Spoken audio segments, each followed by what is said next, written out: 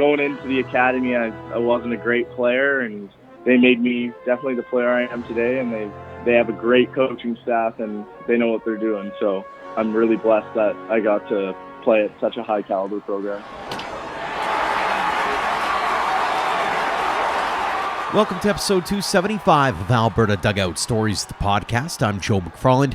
Happy opening weekend across the baseball Alberta nation. The grassroots programs are getting underway across this province this weekend, and I know everyone is excited. We definitely look forward to keeping you updated with some of the big storylines that emerge this spring and into the summer. And as always, if you'd like to give us a heads up about something going on, you can always drop us a line at albertadugoutstories@gmail.com.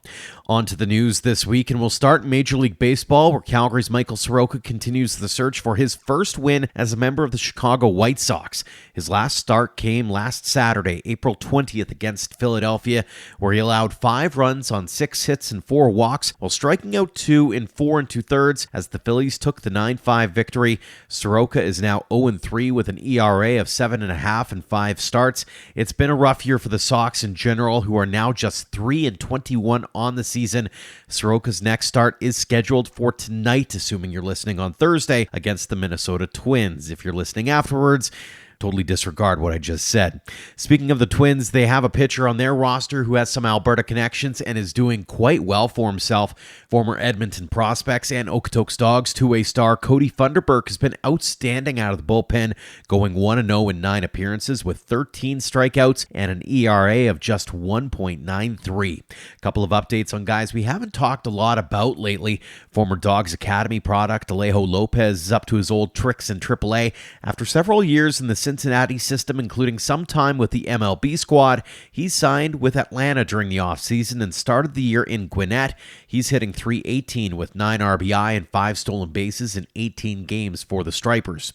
And Vauxhall Academy grad Wesley Moore is pitching very well with Philadelphia's single-A team in Jersey Shore.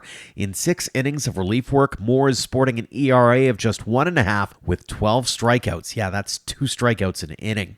On to the college side of things, and the Dynamite Dogs duo of Tucker Zdunek and Nash Crowell continue to rake at Reinhardt University. High River Zdunek had 9 hits, including 2 homers and 2 walks over the course of the week, as well as 5 RBI and 3 stolen bases, while Nova Scotia's Crowell put up 7 hits, a walk, and 7 RBI. While he may not have gotten the win, AHP Academy alum Hayden Dow was great again for Southeastern Missouri State, throwing 7 scoreless innings in a victory over Tennessee Tech. He also allowed 4 hits, 1 walk, and struck out 4. St. Joseph's Academy product Cleary Simpson has hit a groove. Over the last week, the Elnora native had 10 hits, 3 walks, 4 RBI, and a stolen base for the Northern Kentucky Norse. Fresh off being named co-winner of the Canadian Baseball Network College Player of the Week and the NAIA Player of the Week, Chestermere's Logan Grant was still in beast mode for Bellevue University. He put up 7 hits, a walk, and 3 RBI to boost his average to .369 to go along with 17 home runs and 61 RBI in just 41 games. The Bruins have also claimed the regular season championship in the North Star Athletic Association. And a shout out to Daysland native and Vauxhall Academy grad Jared Benfeld on the run he's having at Bismarck State College. He has 3 home runs in his last 5 games, driving in 9 runs during that stretch. He's now hitting .354 with 5 homers and 30 RBI in 32 games. As always, the Mystics have several Canadians on the roster this year and were previously the launch pad for the careers of players like the aforementioned Logan Grant and Nash Crowell. One final piece of news, and that is the Baseball Canada Junior National Team extended spring training camp trip to Florida is winding down. They've been battling a few teams over the last week, as well as having an intra-squad game. The Alberta contingent has been performing exceptionally well, including Nathan Flewelling, Tim Piazantine, and Michael Yusupchuk. That trip wraps up this weekend, and we hope to catch up with a few more of those players taking part in the weeks ahead. Let's head over to the CCBC now, and Prairie Baseball Academy took 3 of 4 from the Victoria Golden Tide over the weekend, while the University of Calgary Dinos and Edmonton Collegiate Hawks split their 4-game set. We will hear from Dinos veteran Aiden Szautner in a moment. The Dogs now sit in second place in the league with an 8-4 record, just behind the top-ranked TRU Wolfpack. The Hawks are in 5th at 8-8, while the Dinos are in 7th at 4-8. This weekend, PBA hosts Vancouver Island, Edmonton welcomes the University of Fraser Valley, and the Dinos are home to TRU. It has been a tough year so far for the Dinos as they're trying to repeat as CCBC champs. They started by losing 3 of 4 against UFV, then were snowed out against PBA before taking 1 of 4 against Okanagan College, and then the aforementioned split with the Hawks. The schedule isn't getting easier, so they'll be looking to veterans like reigning CCBC first-team All-Star Aiden Szautner to lead the way. The Calgary native is hitting .282 with 3 RBI and 2 stolen bases in 9 games this season, and knows he's going to have to up his game over the last month of the campaign. Aiden, thanks so much for joining us here on the show. Absolutely, no problem. Fresh off a split with Edmonton over the weekend. You've had a couple of days to digest it all. The first thing I'd like to know is, how's the team feeling about that weekend, but also the start as a whole this year? Yeah, I mean, it has not been the start that we wanted. We were almost a little stunned after winning the championship and then having a really slow start. But we understand that it's a long season and that you just want to be your best at the end of it. So a slight improvement against Edmonton. We're happy to get those close game wins. So that's a move in the right direction for sure. Mm-hmm. When you look at the team to this point, what are you liking out of it so far? And what do you think is missing right now that'll put you over the edge and get you a few more wins? Really just like our bats, like they're technically cold, but we're getting a lot of barrels that are finding gloves. So I think that that hopefully won't continue, and that hopefully once those start dropping, have a few more like team at bats, like one out with guys in scoring position with 1 out, 2 out, stuff like that. Just a couple more RBI situations with some clutch at bats should turn some of those games around for us. We were talking off air about this briefly, but how challenging is it knowing that it's early in the season, so you don't necessarily want to press that panic button yet, but you also have that end goal in mind of really just being at your best and improving heading into May Long? Yeah, that is pretty much all that matters, I guess, is just keep moving in the right direction. We definitely don't want to hit the panic button, but we do have to show some urgency and try to get some wins up so we're not on the bottom 2 heading into the championships, where those are the tough positions to get wins in. Mm-hmm. I was chatting with Ethan Webster before the season. He said it'd be different having a target on your back as the defending champions. Now that you've been able to play a couple of weeks and see what that all means, is it noticeable that you now can't afford to take that foot off the gas because no one's really being taken by surprise by your get up and go? 100%. Yeah, I find teams they seem to really be pitching us well right now. Like they're giving us all they got, and it might be because of the championship, or maybe just the pitching seems a little bit better this year. I'm not sure exactly, but they have been gunning for us this year, in my opinion. Mm-hmm. What's been the biggest adjustment to this point, mindset-wise, for the team coming in as the reigning champs? Was there something that Coach Williams had to kind of tell you guys, hey, this is what we got to do to keep the ball rolling, kind of thing? Was there any kind of change that way? We kind of he has wanted us to just kind of play like we're champions and kind of act like it, but also at the same time we kind of just want to stick to what works and kind of do what we did last year a little bit and just try to keep on improving throughout the year. What did you learn about that team last year that you're able to translate into what you want to see on the field this year? Just kind of stick with the program, I guess. Don't give up and really just stick with what works, I guess. Mm-hmm. As one of the veterans on the squad, what are you telling some of those younger guys to make sure that their minds are at ease, especially in this early stretch where the wins have been a little bit harder to come by? Just trying to tell them to stick to their approach and don't get disheartened if a couple barrels don't drop. They'll come and just really try to have some more team at bats. If you're struggling, lay some bunts down, do something like that, get a spark going. But yeah, just stick with it, really. Mm-hmm. On a personal level, how are you feeling about your game so far? It was also a slower start for me personally than I'd hoped. I came off a strong season last year and kind of struggled at the plate lately, but I had a great weekend in Edmonton, honestly. So I'm hoping that continues and I can stick with that. Was there anything in particular that you think was happening for yourself personally that maybe got you off that slower start, or was it just sort of the ebbs and flows of the game? Honestly, maybe just pitchers were throwing me more off-speed stuff. They were pitching me a little bit better, picking spots and being more careful with where they leave the ball. And so I got to figure. I had to change my approach a little bit, but I think I'm starting to see the ball a little bit better now, and hopefully I can I can adjust as well. Heading into the season, did you have any goals or expectations of yourself? Yeah, I mean, I wanted to be up there near the top of the league in average again, like I was last year, and not quite there yet, but hopefully I can climb my way back up. What needs to happen in the next few weeks to make sure that you are, as everybody keeps saying in the CCBC, winning that last game of the season? We just got to keep practices intense and going to every game, trying to get better, and just really focusing on the basics, and yeah, just trying to win ball games and make sure that we're improving every day. Let's get into your baseball past a little bit here. Your product of Calgary. How did you end up getting into the game in the first place? I don't know. I kind of have been playing baseball as long as I can remember. Really, I guess my dad liked to play baseball, so he put me in it when I was young, and I've just kind of stuck with it, I guess. Were you a multi-sport guy growing up, or was it all baseball all the time from the get-go? Definitely multi-sport. I played almost all of them you can name. I played soccer my whole life, played hockey my whole life, played basketball and badminton here and there. Really just mixed it all in. I kind of love all sports, honestly.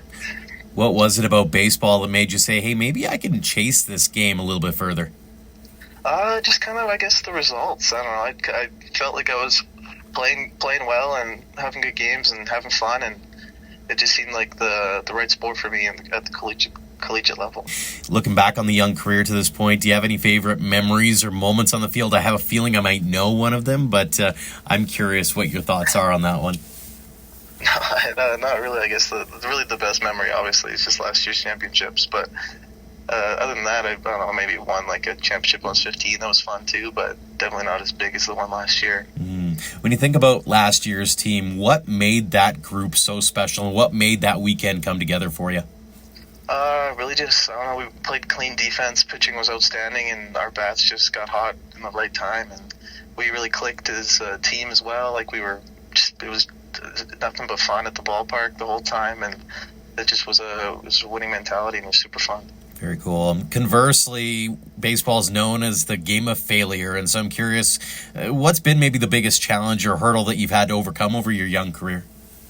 I guess just some arm trouble here and there, and just kind of trying to get over the fact mentally that you are going to get out more than you get hits, and just trying to stay positive throughout those bad at bats, and try to remember and try to learn from them for the next one, and just try to do better every time, and hope that some of those hits fall and your average can stay acceptable, you know. A few fun ones here. Favorite ballpark food when you're a fan? I think just pizza. Cheese pizza is my favorite. It's my go-to. Cheese pizza. I don't know if I've ever heard anybody say that one before. That's interesting. Do you have like a favorite cheese blend, perhaps? Like, does it got to be all cheddar? Does it have to be a mix? What's your go-to there? That's actually a good question. I don't really think about it too much. I kind of like all the cheeses, so whatever they put on there, I'll eat. I don't disagree with you. All cheese is good in my books too. Your favorite MLB player to watch? That would be, I don't know, I'd probably just Vladimir Guerrero Jr. right now, just because I watch the Jays all the time and I like to see his at-bats. Your go-to walk-up tune?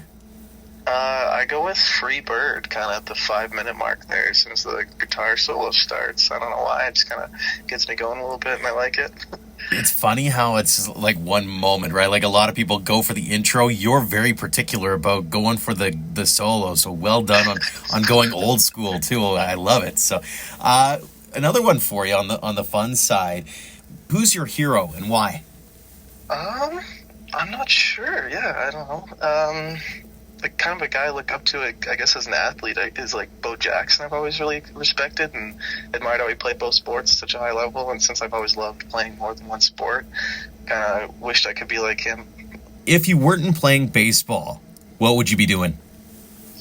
I guess I'd be doing kind of the same thing, except I'd be playing hockey kind of in a lower level, honestly. I would have been playing hockey in the States kind of in a D3 situation. I was going to say, give us a scouting report on Aiden Szautner, the hockey player. What were you like? So I played 2 years of junior B in the KIJHL in BC, and then I went down to California and played my last year in junior A, where I had a very good season, numbers-wise. I was about 1.5 per game.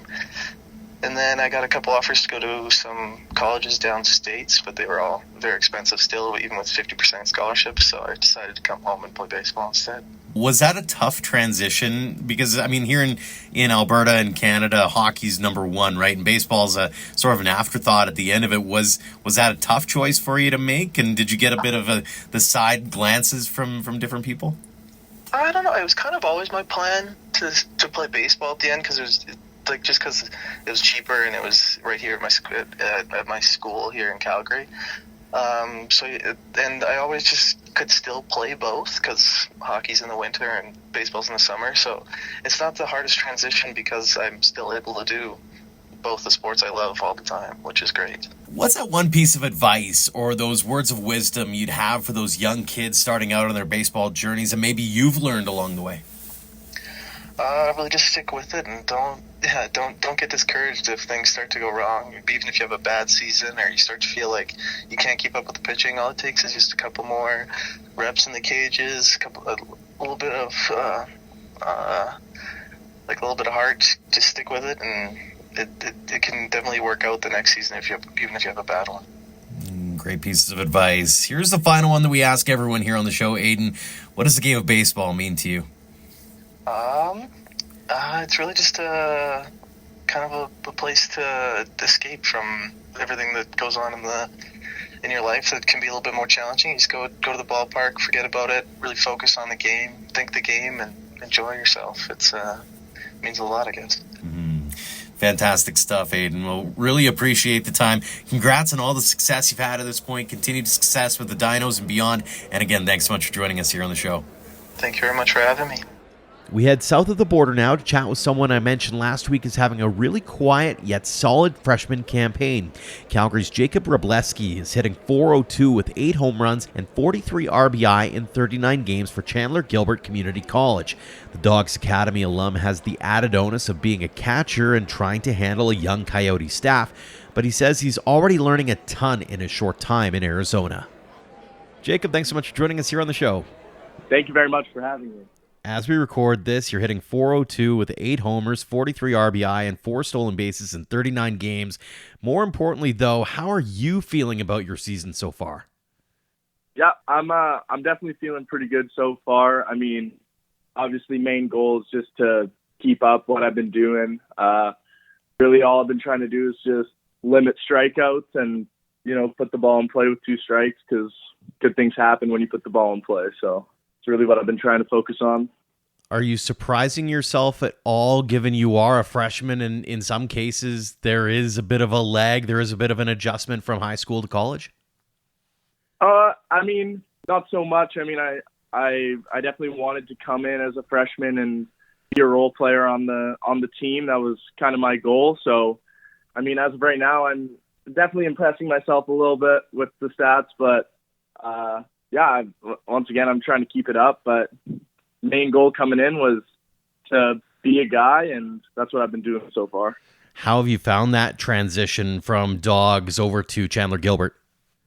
I feel like the Dawgs, they really prepare you really well for college baseball. The atmosphere, the practices, the way we play, it's a lot similar to down here. So the shock wasn't as big because I've been training for that ever since I've been at the Dawgs. Looking at it from your standpoint, what has been really key to making that season so successful so far? Definitely lots of individual work. You can't just be going to the practices and expecting the best results. You got to go in early, stay late, eat right, sleep right. A bunch of different things go into being the best that you can be. I'm always curious when it comes to moving away from home or that kind of thing. What's been the hardest part of the move over to the college life, or maybe what's been the biggest transition you've had to take? Yeah, definitely living on my own, not having those home-cooked meals by mom and dad to come to every single night. Cooking for yourself is definitely tougher than I thought, trying to get the meal preps done. And so I have food for the week and stuff like that. So definitely the eating part is the most difficult, make sure I'm staying healthy and stuff like that. You and I were talking off air about the student athlete perspective. You're a business student. How have you found the adjustment to being a true student athlete at the college level?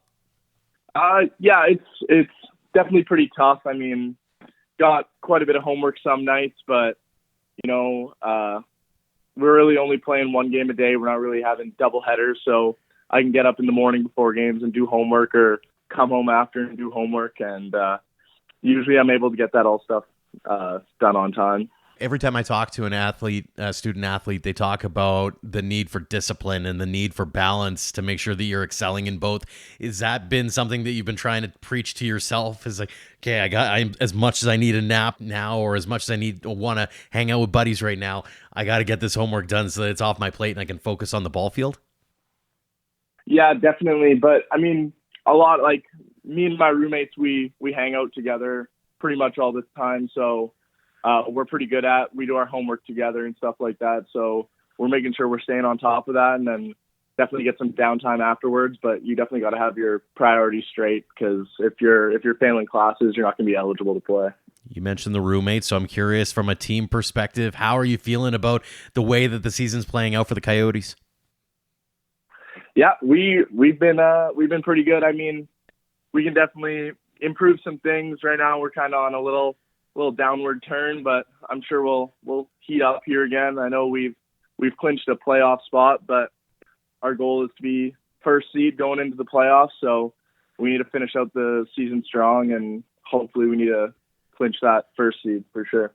In your eyes, what needs to happen to maybe turn that corner and make sure you're putting up a few more W's before the end of the season? Yeah, I mean, we're pretty solid offensively every game. We put together pretty good offensive games. I mean, really for us, it comes down to defense and pitching, just, limiting the free bases and making guys get themselves out instead of just walking them, hitting them, put them on base, making errors, stuff like that. Heading into the season, did you have any goals or expectations of yourself personally when it comes to being on this team and being a contributing member? Yeah, definitely. I definitely wanted to be like, a team guy, someone who can come in, get a job done. I wanted to be, being a catcher especially, I wanted to be a leader on the team and, maybe help steer some guys in the right direction and maybe rub off the way that I act on other guys, so that we can have more of a winning culture and, a family culture on the team. Talk a little bit about being a catcher and a freshman as well. Has been as easy as you thought it might be in terms of handling that staff and making sure that you're getting the best out of each pitcher each night?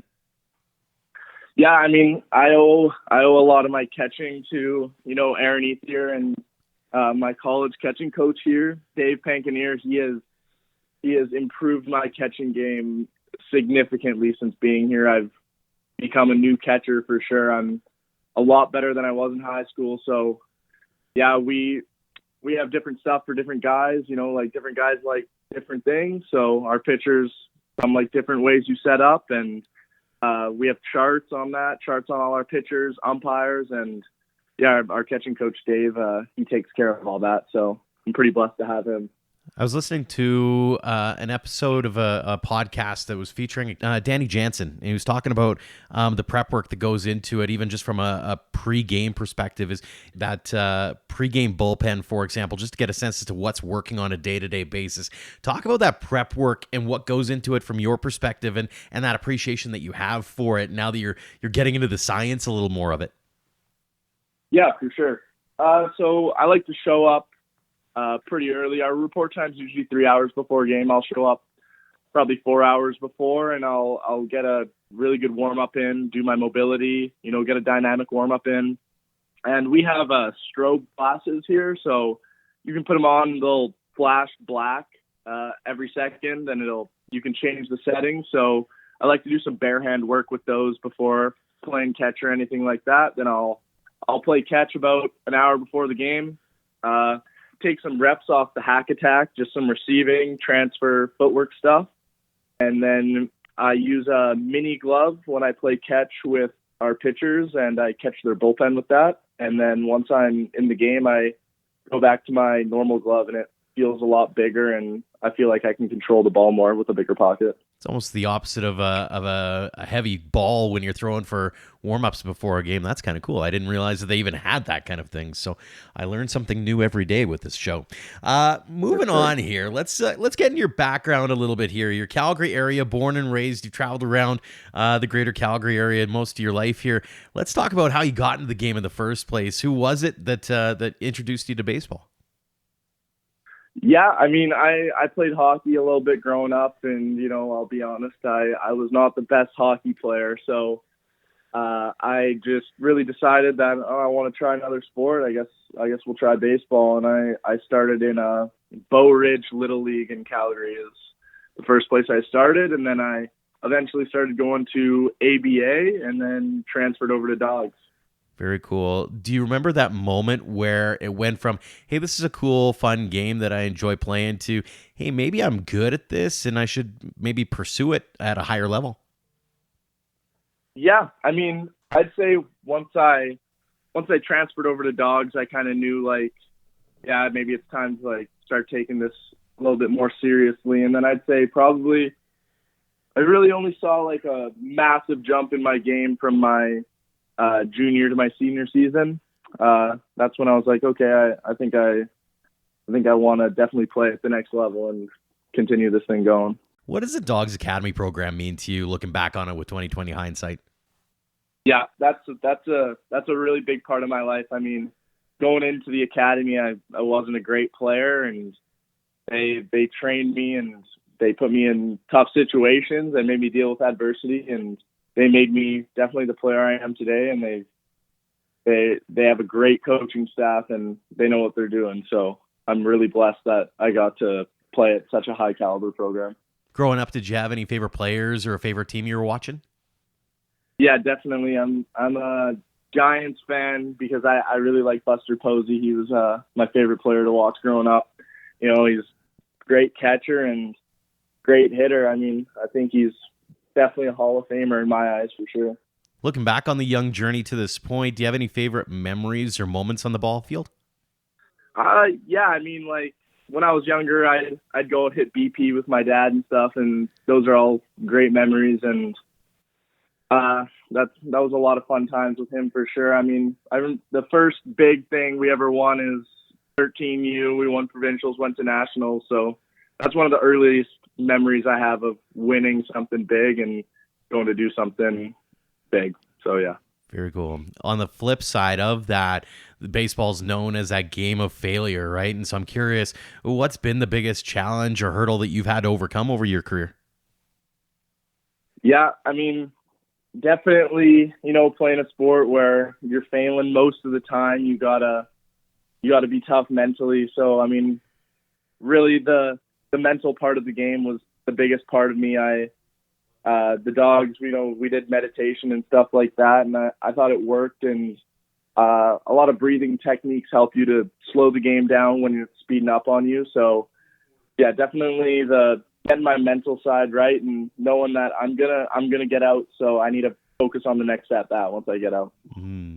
Put on your Scouts hat for a second here and tell us about what you see in your game. What's your potential, and what do you think you got to do to get there? Yeah, I mean, I'd like to gain a little bit more weight. I mean, I lost some weight coming down to Arizona, which I'm not mad about. I was a little heavy when I got down here, so I've lost a little bit of weight. I mean, I'd like to get a little bit faster. I mean, as a catcher, it's a little tough, but not to say no one can do it. So I'd like to definitely be a better base runner. That's definitely at the top of my list. And yeah, definitely get faster, gain a little bit of weight, and come back for a good next season. Do you already have your eyes set on a bigger level school at this point, or you kind of nose to the grindstone, will let the chips fall where they may later on? Yeah, I've been in contact with a few schools for sure. I'm not really sure on what I'm going to do yet, as of leaving as a freshman or coming back next year for my sophomore year. I'm kind of just playing it out right now, and I'm going to wait and see what happens. Very cool. A few fun ones here before we get to the last two big ones. We'll start off with, what's your favorite ballpark food when you're a fan? Oh, definitely 100% the Judah double burger at Steeman Stadium. 100%. All day, every day. That's not a bad one at Every all. day. What is your go-to walk-up tune? My walk-up song, I've been using the same one. It's Your Love by the Outfield. I got it from Charlie Blackman, and I used it when I was 15, and I've been using it ever since. That's not a bad one at all. What's it mean to you to be able to head back to Okotoks this summer and get to play ball for the Dawgs college team? Oh yeah, I'm really excited. I'm excited that I get to go home and play at home. Spend some time with family while I'm there as well. Having my family from there, it's going to be awesome. Not staying down here, being away from the family as long, and I'm excited to play in front of the crowd because they're the best fans in baseball. So I'm really excited. When you are home, what's the one meal that your parents make sure to make you? Definitely chicken and dumplings. My mom makes that for me, and that's definitely my number one favorite meal that she makes. I've been having that since I was young, and I've never grown out of it, so that's my favorite. That is awesome. The final fun one for you. Who's your hero and why? That's a tough one. I mean, I'd probably have to say my parents. They've been with me through it all. They're paying for me to be down here, and none of this would be happening without them moving to Okotoks, paying for me to go through the academy. And then paying for me to come down here and play baseball. And they've been with me through it all. So they're definitely my heroes. Fantastic. A couple more for you. It's the standard two that we ask the athletes here. What's that one piece of advice or those words of wisdom that you'd have for those young kids, maybe at Okotoks or elsewhere, that they're just starting out on their baseball journeys and they want to end up just like you? What would you say to them? Like I said before, you got to get your individual work in. Doing team practices isn't enough if you want to be great. If you want to be just as good as everyone else, then just go to the team practices and do what you're told to do. But if you want to be the best, or if you want to be better than everyone, then you gotta go in and you gotta get your individual work in and know what you need to work on to get better. Great stuff, Jacob. Well, final question. This is the one we ask everybody here on the show. What does the game of baseball mean to you? Yeah, I love the game of baseball. I mean, right now, I'd say it's probably the biggest thing I have in my life. So it weighs heavy on me for sure, knowing that I get to go to school down here because I play baseball and stuff like that. And I get to live in such a great place because I play baseball. So the game of baseball is definitely everything to me as of right now. It's a fantastic way to end the chat here, Jacob. Really appreciate the time. Congrats on all the success you've had to this point. Continued success at Chandler-Gilbert, Okotoks, and beyond. And thanks again so much for joining us here on the show. Thank you very much. Thanks for having me. And finally, we're going to change things up a bit with our final guest this week and chat with someone who helps bring the high school baseball scene in Alberta to life online.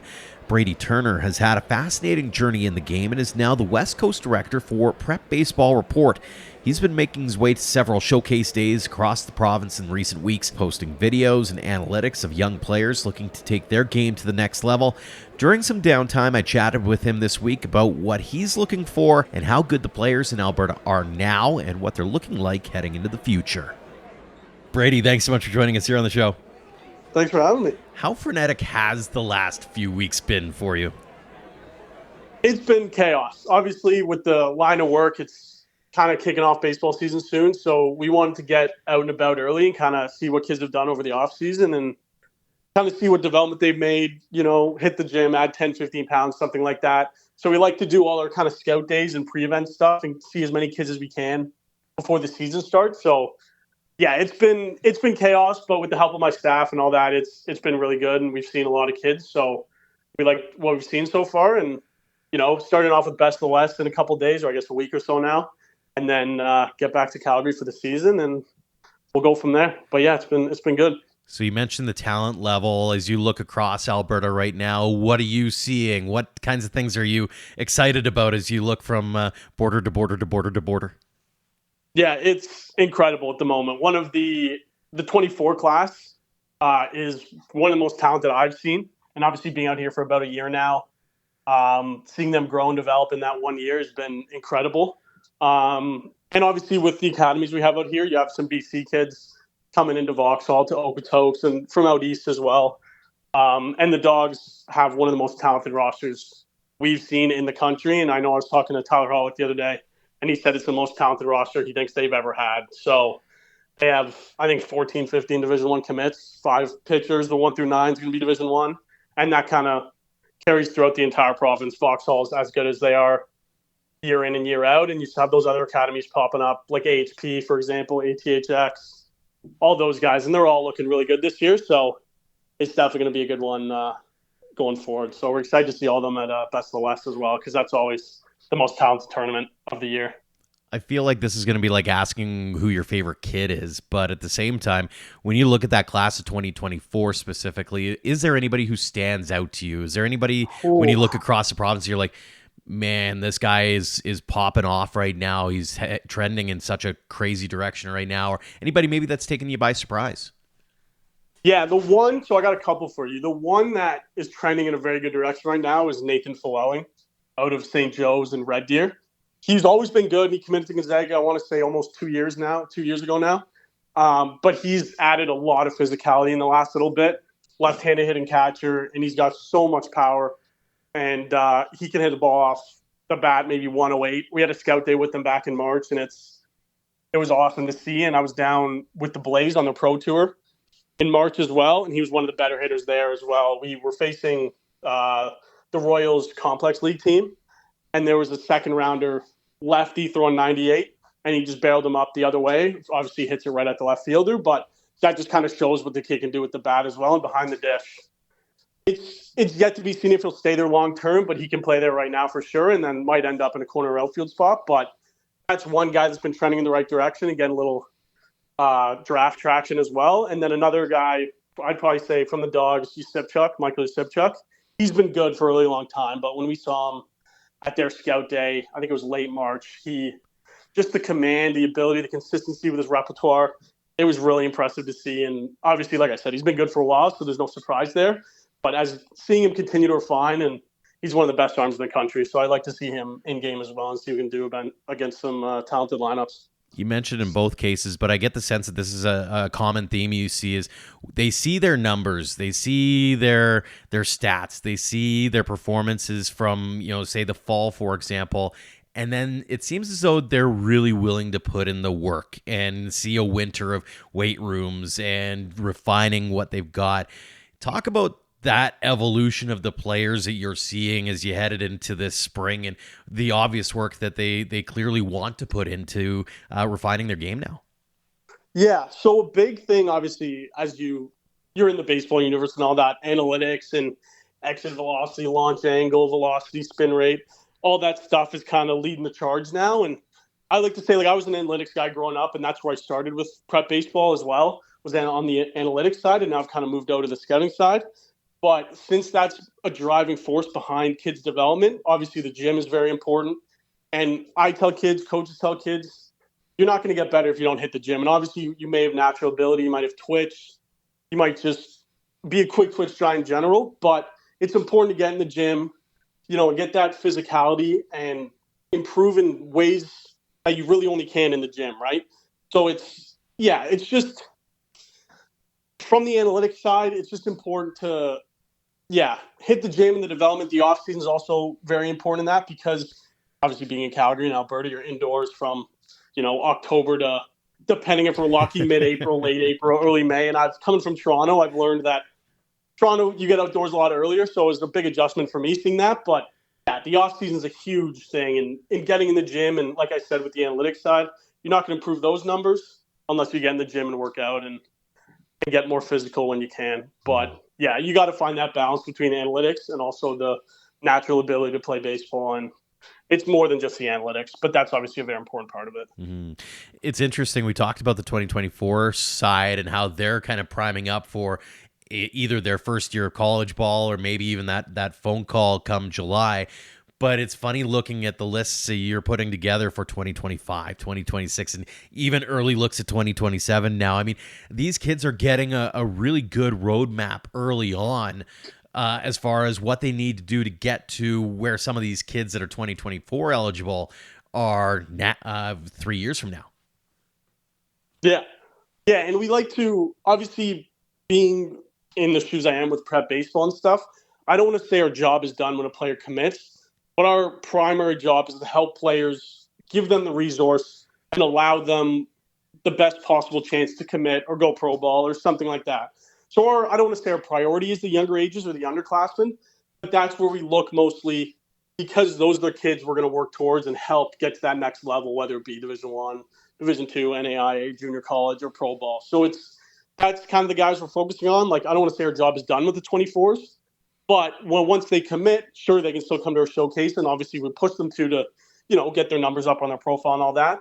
But going forward, we're kind of looking at the 5s, the 6s, the 7s, because those are the guys that we want to help get to that next level.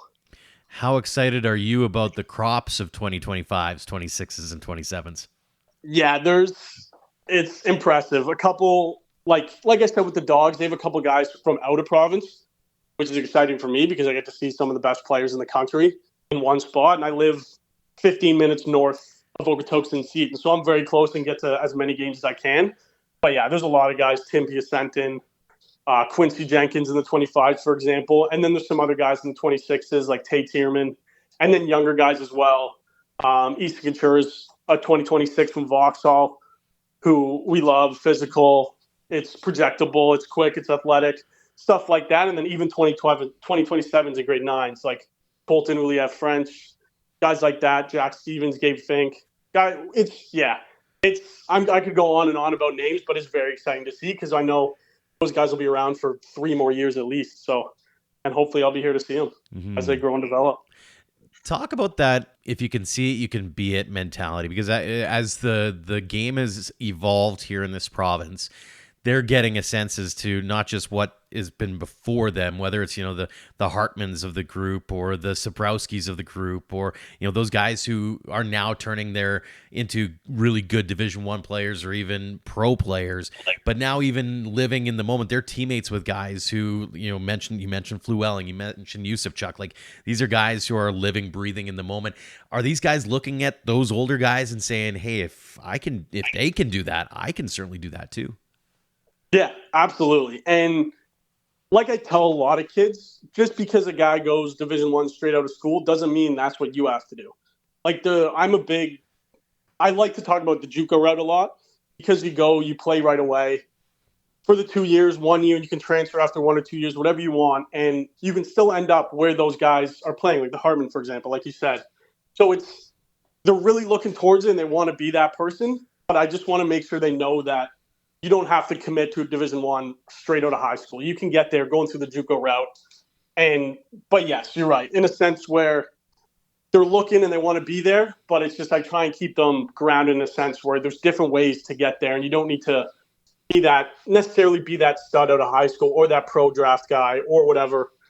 You can take that different route and still get to where those guys are right now. Is there a stat or an analytic that you look at specifically and go, this is the one? Or is it a mixture of a bunch? What is it that you specifically like to look at most when it comes to what you do? That's a good question. There's a lot. And like I said before, I like keeping that balance between analytics and the regular game of baseball. But my first job with prep baseball was on the analytics side. I was the TrackMan guy who would fly all over the country with the TrackMan, would work on the back end with all the tech and data and numbers. I'd write articles.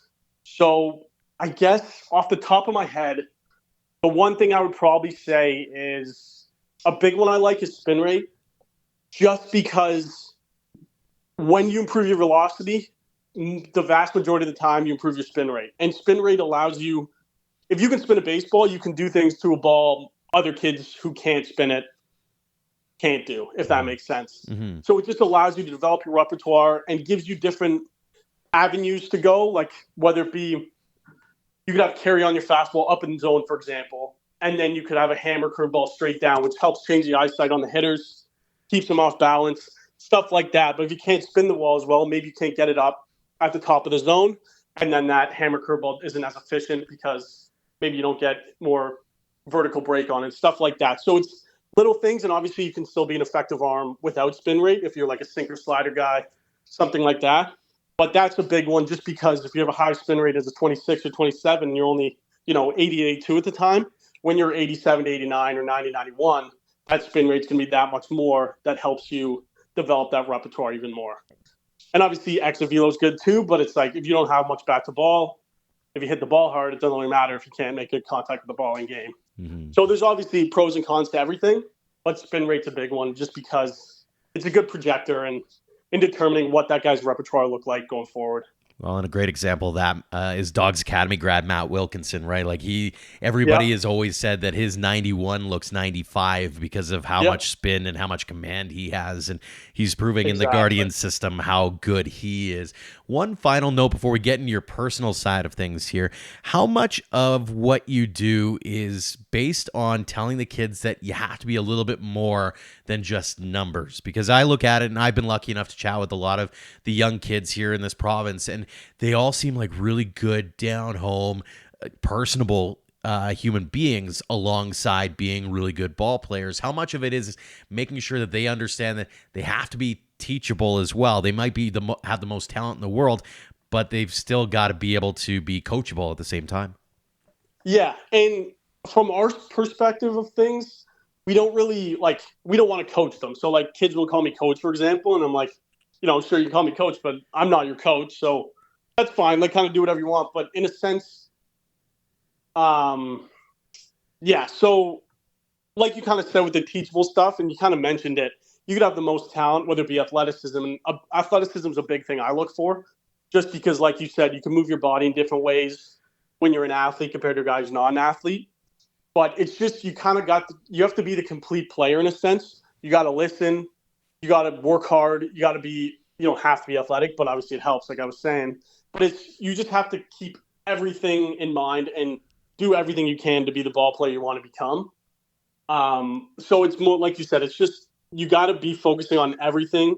And it's like your nutrition as well. There's so many different factors that go into it. And it's not just natural talent. You could be the most talented guy in the world. And if you don't work hard and you're not coachable, you're not going to go anywhere.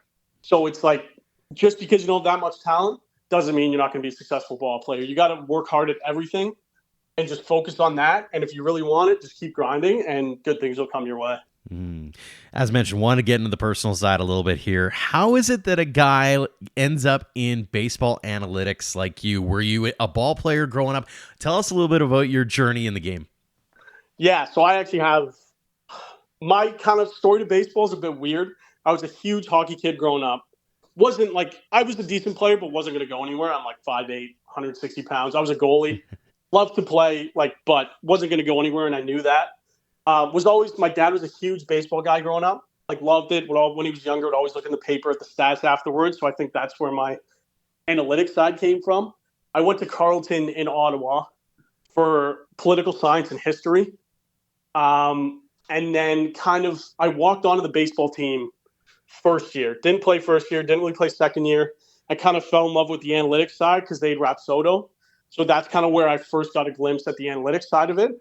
And then kind of knew I loved baseball and the analytics, and then kind of looked getting into a sport business management program as a post-grad because I knew as part of the program there was an internship where you get a placement somewhere. And I kind of done my research and saw that there was a player management agency that would use them to get interns. So kind of did my degree, did my post-grad, and then ended up at a place called Lakeridge Sports Management, which is based in Whitby, Ontario, which is 45 minutes east of Toronto. Mm-hmm. Did that, and then that was when COVID hit. So did maybe 200 of my 500 hours, and then I was working with minor league guys, and obviously there was no minor league season the year COVID hit. So they let me go just because there was nothing for me to do, got my hours, graduated, and then just cold emailed a bunch of different people trying to get an internship. And another place luckily responded called True Gravity Baseball. Same player management agency, worked with them for about 8 months. Same idea, kind of like a research intern, whether it be contract stuff or looking at repertoires and comparing them to guys who are up for a new contract in one of their clients.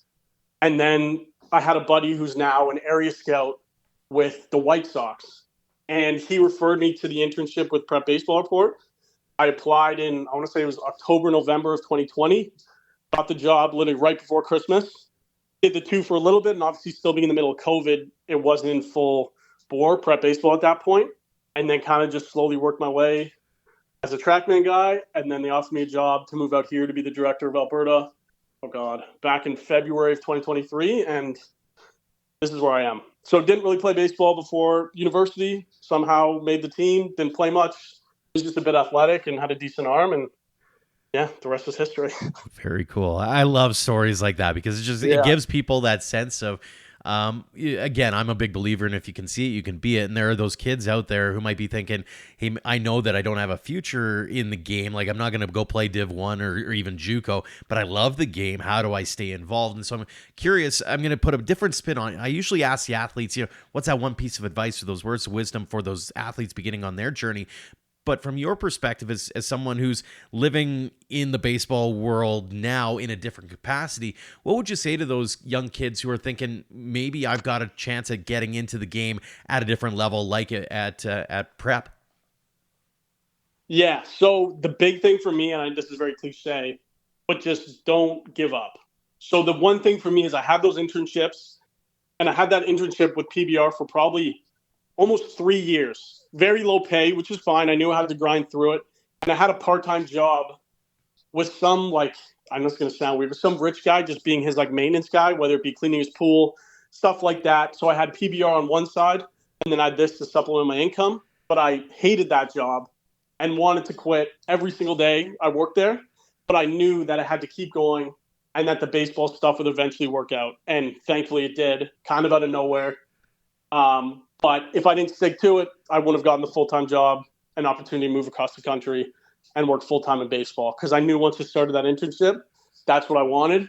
And thankfully, I had that opportunity. And obviously, as you know, baseball, full-time jobs in baseball in Canada are very hard to come by. And I was in the mindset of, if I get a job in the U.S. in the middle of nowhere, Alabama, for a full-time job, I was going to take it. Because I knew I maybe only had that one chance.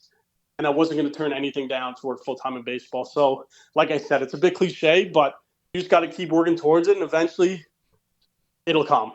You just got to work hard, and once you start working hard, you'll get that opportunity. That's fantastic. Love, again, that insight into the journey. Cognizant of time, so I'm going to ask you the final question. It's the one that we ask everyone here on the show. What does the game of baseball mean to you? Oh, wow. Okay. The game of baseball to me is essentially, I don't want to be too dramatic, but it's my entire life. Growing up with my dad, we'd always watch it, and once I knew I wanted to get into baseball, I knew that would become my entire life. And when I moved out here, I didn't know a single person.